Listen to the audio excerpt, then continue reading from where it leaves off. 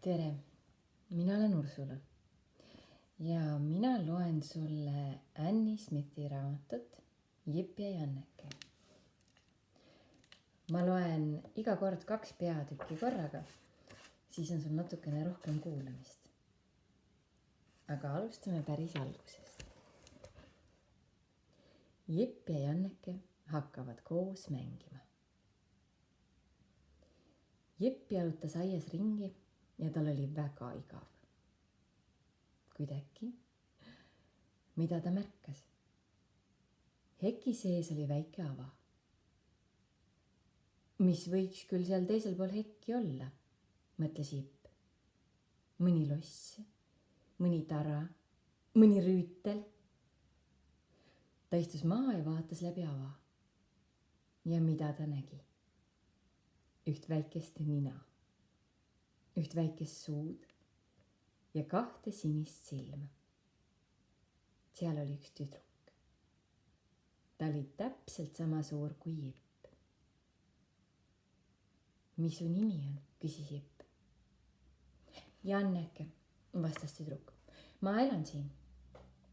Eile sa veel ei elanud siin, ütles Jipp. Aga täna elan, ütles Janneke. Kas sa tuled minuga mängima? Ma ronin läbi selle augu, ütles Jipp. Ja ta pistis kõigepealt oma pea august läbi. Ja siis ühe käe ja siis teise käe. Ja siis jäi ta kinni. Ja Janneke tiris teda ühest käest ja siis teisest käest. Ja Jipp nuttis ja karjus. Siis tuli sinna Jipi isa ja teisest aiast Jannekese isa. Ja koos aitasid nad Jipi jälle tagasi. No nii, ütles Jipi isa. Nüüd on sul siis naabritüdruk. Aga kõigepealt pead sa korralikult oma välisuksest välja minema ja siis Jannekese välisuksest sisse. Siis võid sa temaga mängida. Nii juhtuski. Jipp ja Janneke mängisid koos. Ühel päeval Jipi aias, teisel päeval Jannekese aias ja nad mängisid isa ja ema.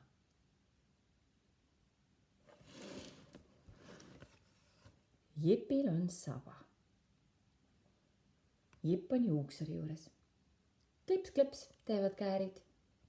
Ja Jipp ütleb, ai, ma ei tee sulle ju haiget, ütleb juuksur, sa oled ometi suur poiss. Nutad juba enne, kui sind puudutada jõutakse. Klips-kleps teevad käärid. Ja Jipi arvates on see nii jube. Nii jube. Ai, karjub ta ikka jälle. Ainult üks väike salgukene veel, ütleb juuksur. Aga Jipp hüüab veel üks kord. Ai, kargab püsti ja jookseb valge juuksurilina õlgadel juuksurjärjest välja.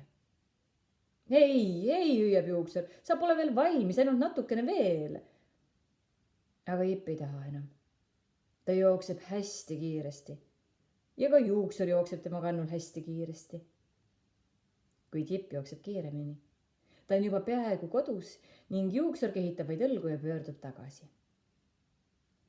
Jipp istub teepervele maha. Tal on ikka veel valge lina ümber. Ta nutab sellepärast, et ta oli nii väga kartnud. Siis tuleb Janneke. Ta märkab Jippi ja hakkab naerma. Ta peab kohe tükk aega naerma. Küll sa näed alles imelik välja, ütleb ta. Jipp vaatab üles ja lõpetab nutmise. Sul on saba pea küljes, ütleb Janneke. Sul on saba pea küljes ja salvrätik ümber õlgade, turtsub ta. Ja see on tõsi. Jipi pea on peaaegu täiesti paljaks pöötud, ainult pealael on veel üks juuksesalk alles. Täpselt nagu saba. Janneke naerab nii, et Jipp saab vihaseks. Ma ei taha enam juuksuri juurde tagasi minna, ütleb Jipp. Siis pead sa kogu elu sabaga ringi käima, ütleb Janneke. Sabaga Jipp. No see on küll nüüd talumatu, et Janneke tema üle naerab. Seda Jipp ei kannata.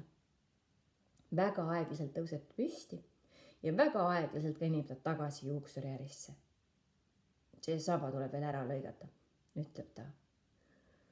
No kas ma ei öelnud sulle, toriseb juuksur. Sina aga jookseb minema enne, kui valmis on. Ja Jipp peab jälle tooli istuma. Klips-kleps, ütlevad käärid. Näed sa, ütleb juuksur, nüüd on valmis. ja oli see siis tõesti nii hirmus. Jipp naerab.